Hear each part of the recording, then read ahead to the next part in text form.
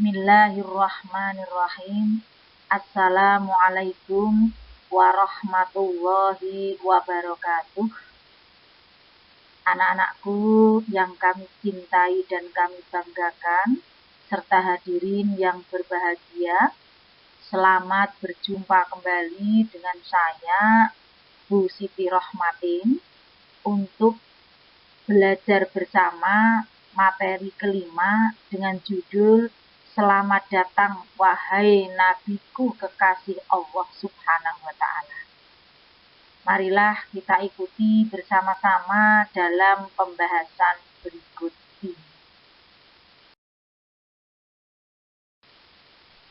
Mari kita lihat peradaban Islam periode Makkah, masa sebelum kerasulan.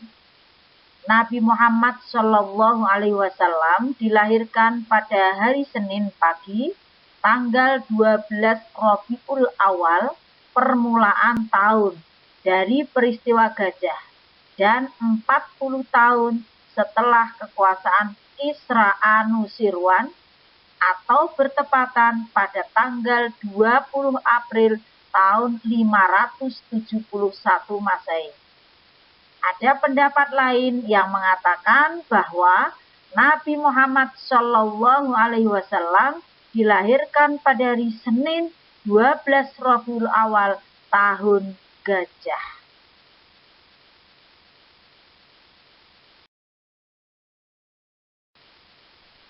Mari kita lihat sejarah singkat kehidupan Nabi Muhammad Shallallahu Alaihi Wasallam sebelum diangkat menjadi Nabi dan Rasul. Pada usia 2 bulan di dalam kandungan ibunya, ayahnya meninggal dunia. Maka ia menjadi yatim. Kemudian ia lahir sampai 4 tahun, diserahkan kepada Halimah Sa'diyah dan untuk disusui. Usia 4 tahun sampai 6 tahun diasuh oleh ibu kandungnya yang bernama Siti Aminah. Pada usia 6 tahun Nabi Muhammad Shallallahu Alaihi Wasallam ditinggal oleh ibunya Siti Aminah. Kurang lebih 2 tahun setelah yatim piatu diasuh oleh kakeknya Abdul Muttalib.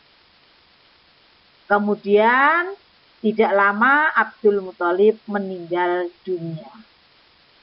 Selanjutnya pada usia muda diasuh oleh pamannya Abu Thalib. Ia menjadi penggembala kambing dan mendapat julukan Al-Amin karena ia termasuk orang yang dapat dipercaya. Kurang lebih umur 12 tahun, Nabi Muhammad Shallallahu Alaihi Wasallam diajak pamannya berdagang ke Syam. Beliau bertemu dengan pendeta Buhaira yang melihat sisi kenabian Nabi Muhammad Shallallahu Alaihi Wasallam. Selanjutnya pada usia 25 tahun, ia berdagang ke Syam menjual barang dagangan milik Siti Khadijah. Sampai beliau dilamar oleh Siti Khadijah untuk dijadikan suami. Pada usia 25 tahun Nabi Muhammad menikah dengan Siti Khadijah yang sudah berumur 40 tahun. Itulah sejarah singkat kehidupan Nabi Muhammad Shallallahu Alaihi Wasallam sebelum diangkat menjadi Nabi dan Rasul.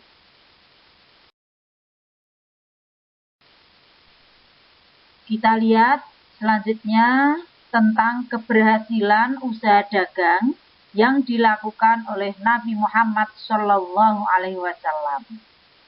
Yang pertama, karena beliau berpendirian teguh. Yang kedua, memiliki semangat kerja yang tinggi. Yang ketiga, memiliki kejujuran yang luar biasa. Yang keempat, menjunjung tinggi amanah atau kepercayaan yang diberikan kepadanya. Yang kelima, mampu menghadapi cobaan dan rintangan. Yang keenam, menyamakan pelayanan terhadap pembeli. Dia tidak membeda-bedakan siapa pembelinya. Kemudian yang ketujuh, menampilkan keramahan dan kesopanan serta kasih sayang kepada siapa saja. Itulah kepribadian Nabi Muhammad dalam berdagang, maka dagangannya sangat laris. Kalau kita ingin seperti Nabi Muhammad, maka mari kita teladani sifat-sifat yang dimiliki oleh Nabi Muhammad Shallallahu Alaihi Wasallam seperti yang tadi kita bahas bersama.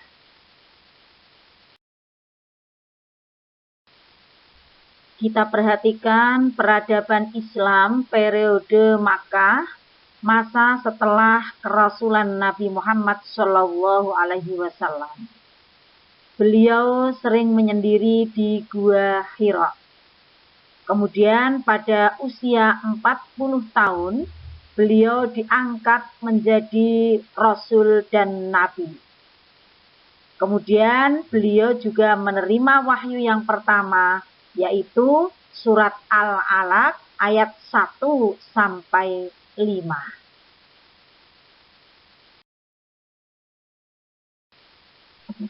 Adapun wahyu yang pertama diturunkan oleh Allah Subhanahu wa taala lewat malaikat Jibril kepada Nabi Muhammad Shallallahu alaihi wasallam, yaitu surat Al-Alaq ayat 1 sampai 5. Bertepatan tanggal 17 Ramadan tahun 611 Masehi, yaitu tahun ke-40 dari kelahiran Nabi Muhammad Shallallahu Alaihi Wasallam.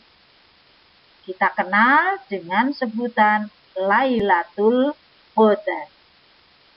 Setelah wahyu pertama turun, malaikat Jibril lama tidak muncul lagi.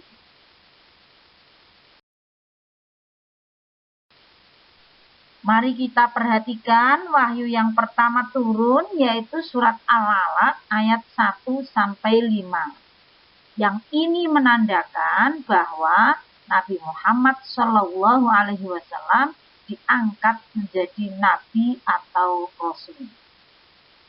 Ayat yang pertama berbunyi, Iqra bismi rabbikal ladzi khalaq. Artinya, bacalah dengan menyebut nama Tuhanmu yang menciptakan. Ayat kedua, khalaqal insana min 'alaq. Artinya, dia telah menciptakan manusia dari segumpal darah. Ayat ketiga, Iqra wa rabbukal akram. Yang artinya, bacalah dan Tuhanmu lah yang maha pemurah.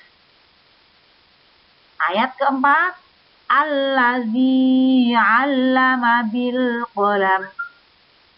Yang artinya, yang mengajarkan manusia dengan perantaraan kalam. Ayat kelima, 'allamal insana ma lam ya'lam. Artinya, dia yang mengajarkan kepada manusia apa yang tidak diketahuinya.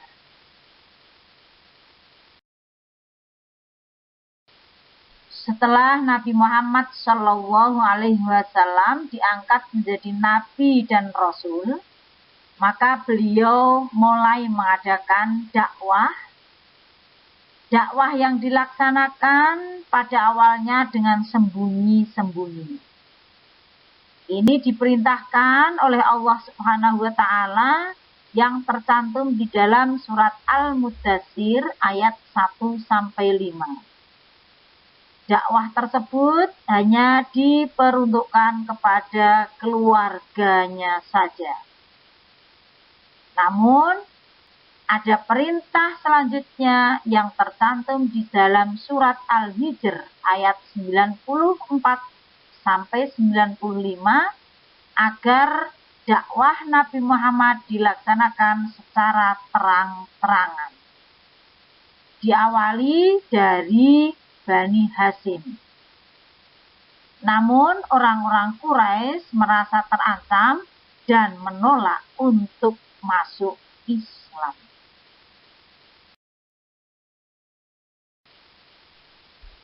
Adapun dakwah yang dilakukan secara sembunyi-sembunyi oleh Nabi Muhammad SAW masih sebatas keluarga. Ini tercantum di dalam surat Al-Mudatsir ayat 1 sampai 7 merupakan wahyu yang kedua. Mari kita perhatikan bunyi ayatnya juga artinya. Ayat yang pertama berbunyi, Ya ayyuhal muddatsir. Hai orang-orang yang berkemul atau berselimut. Ayat kedua, fa'anzir. Bangunlah, lalu berilah peringatan. Ayat yang ketiga, warabbaka fakabbir. Dan Tuhanmu agungkanlah. Yang keempat, wasiyabaka fatahhir. Dan pakaianmu bersihkanlah. Ayat yang kelima, warrujza fahjur. Dan perbuatan dosa menyembah berhala, tinggalkanlah. Ayat yang keenam, wala tamnun tastakthir.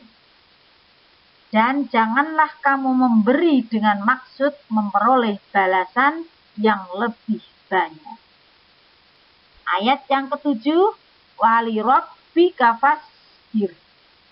Dan untuk memenuhi perintah Tuhanmu, bersabarlah.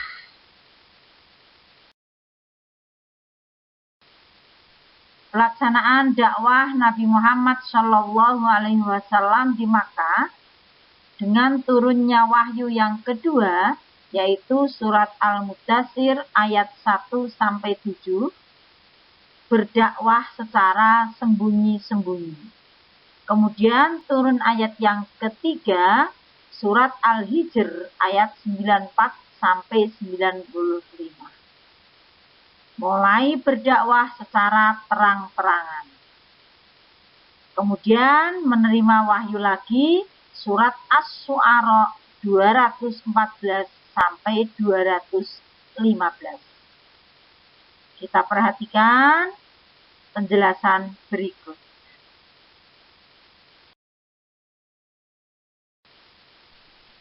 Setelah Nabi Muhammad secara terang-terangan berdakwah, maka tidak banyak tanggapan yang dimiliki.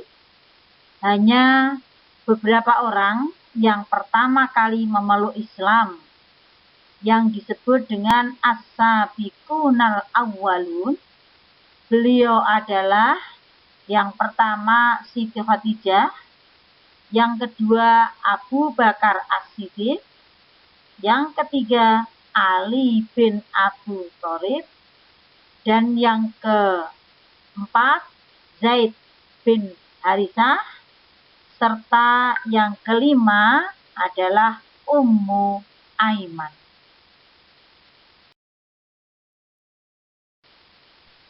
Adapun Nabi Muhammad SAW diperintahkan berdakwah secara terang-terangan. Ini berdasarkan surat Al-Hijr, surat ke-15 ayat 94 sampai 95. Ayat 94 yang berbunyi, fasda bima tu'maru wa a'rid 'anil musyrikin. Yang artinya, maka sampaikanlah olehmu secara terang-terangan segala apa yang diperintahkan kepadamu dan berpalinglah dari orang-orang yang musyrik. Kemudian ayat 95, inna kafaina kal mustahziin. Sesungguhnya kami memelihara kamu daripada kejahatan orang-orang yang memperolok-olokkan kamu.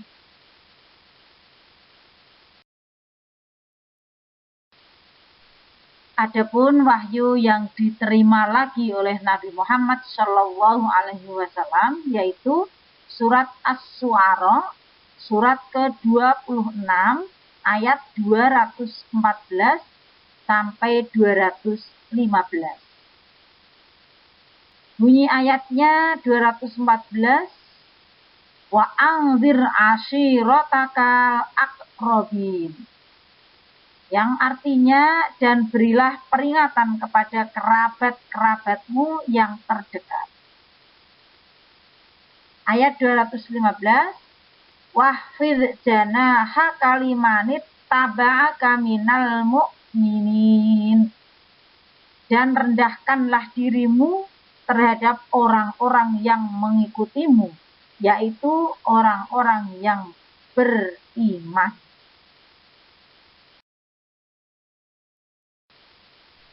Adapun cara meneladani perjuangan Nabi Muhammad Shallallahu Alaihi Wasallam di Makkah adalah sebagai berikut. Yang pertama, tugas dan tanggung jawab tidak bisa dipikul seorang diri, tetapi harus ada kebersamaan dan persatuan dari berbagai kalangan masyarakat.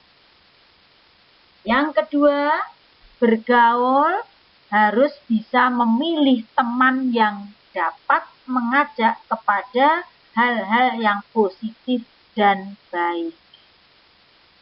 Yang ketiga, dalam mengajak teman untuk berbuat baik tidak boleh dengan cara kekerasan, tetapi perlu dengan keteladanan, sabar, lemah lembut, dan kasih sayang.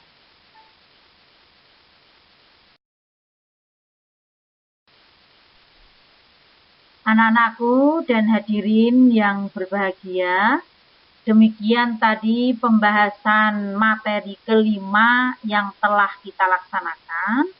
Terima kasih dan selanjutnya kerjakan tugas 1 PAIBP kelas 7 materi kelima. Tolong jangan ada yang tidak mengerjakan. Saya harapkan semua bisa mengerjakan dengan sebaik-baik. Sekali lagi terima kasih atas perhatiannya. Mohon maaf atas kekurangannya. Akhirul kalam. Assalamualaikum warahmatullahi wabarakatuh.